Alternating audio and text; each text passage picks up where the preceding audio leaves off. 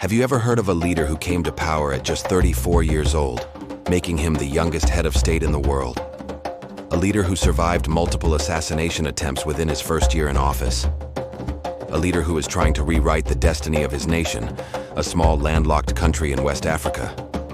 Today, we're talking about the enigmatic and determined leader of Burkina Faso, Captain Ibrahim Traore.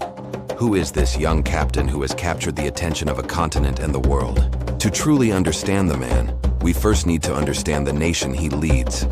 Burkina Faso, which translates to land of incorruptible people, has a rich history, but in recent decades, it has been plagued by instability and severe security threats from extremist groups.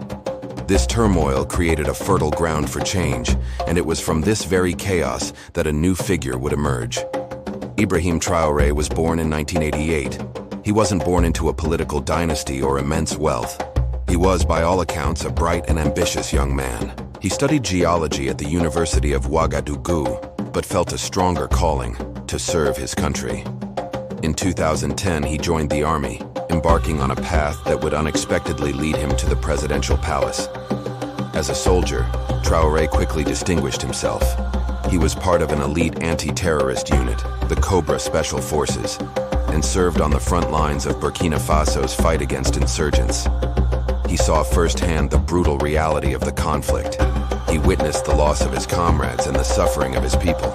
These experiences forged him, instilling in him a deep sense of patriotism and a burning desire to see a stronger, more secure Burkina Faso. His fellow soldiers saw him as a dedicated and courageous officer, someone who led from the front. He wasn't a distant commander shouting orders from a safe location. He was in the trenches with his men. This earned him immense respect and loyalty, which would prove crucial in the events to come. So how did this relatively unknown captain rise to become the nation's leader? It all happened in a whirlwind year of political upheaval. In January 2022, a group of military officers, frustrated with the government's handling of the security crisis, overthrew President Roch Kabore. A military junta led by Lieutenant Colonel Paul-Henri Sandaogo Damiba took control, promising to restore security. Ibrahim Traore was part of this movement, believing it was a necessary step to save the country. However, over the next 8 months, the situation on the ground did not improve. In fact, many felt it was getting worse. Attacks continued, and large swathes of the country remained under the control of armed groups. The hope that had accompanied the January coup began to fade, replaced by a growing sense of disappointment and impatience, especially within the ranks of the junior officers who were fighting and dying on the front lines. This is where Captain Traoré re-enters the picture, not just as a soldier but as a leader, as he and a group of other young officers felt that the new leadership was failing to deliver on its promises. They believed a new strategy, a new vision, was desperately needed. So on September 30th, 2022, in a second coup, they removed Damiba from power. And at the center of it all was the 34-year-old Ibrahim Traoré. He didn't initially seek the top job. In meetings following the coup, he reportedly offered the position to more senior officers, but they refused. It was his fellow junior officers who insisted that he, the architect of their movement, should lead. They trusted him. They believed in his vision. And so, Ibrahim Traoré became the interim president of Burkina Faso, the youngest head of state in the world. From the moment he took power, Traoré's journey has been anything but smooth. His assertive policies and anti-imperialist stance have made him a target. It's been reported that he has survived multiple coup plots and assassination attempts in just his first year in office.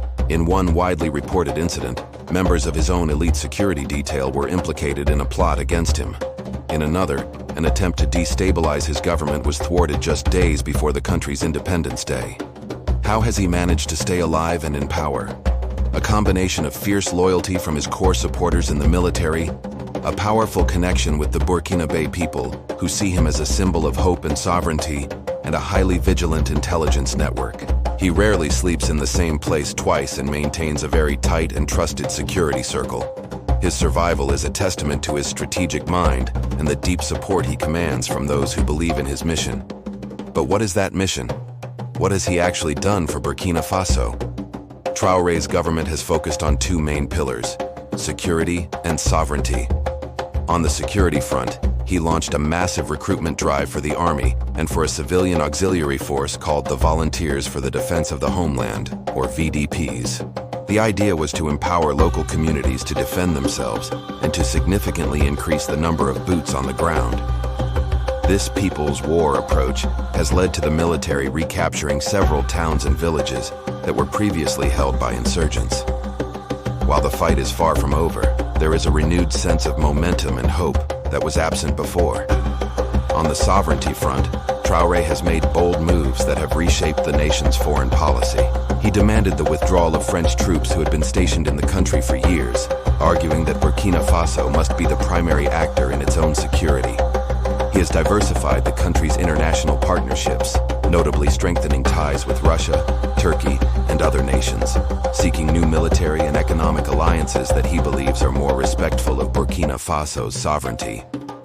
He's also focused on economic independence. His government launched initiatives to boost local agricultural production, aiming to reduce the country's reliance on food imports. He champions the idea of producing what we consume and consuming what we produce.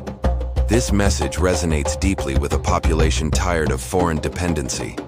He has also moved to renegotiate mining contracts, seeking a more equitable share of the profits from the country's natural resources for the Burkinabe people. For many in Burkina Faso and across Africa, Ibrahim Traore is more than just a military leader. He is seen as part of a new generation of African leaders who are unapologetically Pan-Africanist, demanding respect and true independence for their nations. His speeches often echo the words of one of Burkina Faso's most revered historical figures, Thomas Sankara, another young captain who sought to revolutionize the country in the 1980s. Like Sankara, Traoré emphasizes self-reliance, dignity, and a break from neo-colonial influences. Of course, his leadership is not without its critics. Some international organizations have raised concerns about human rights abuses in the conflict, and some Western governments are wary of his pivot away from traditional allies.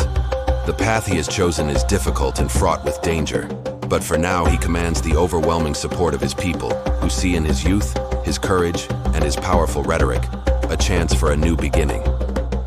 Captain Ibrahim Traoré's story is still being written. He is a young leader in a volatile region, facing enormous challenges both at home and abroad. Will he succeed in bringing lasting peace and prosperity to the land of incorruptible people? Only time will tell.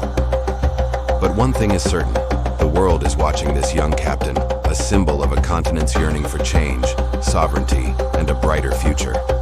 Thanks so much for watching. What do you think about Ibrahim Traoré's leadership? Let me know your thoughts in the comments below.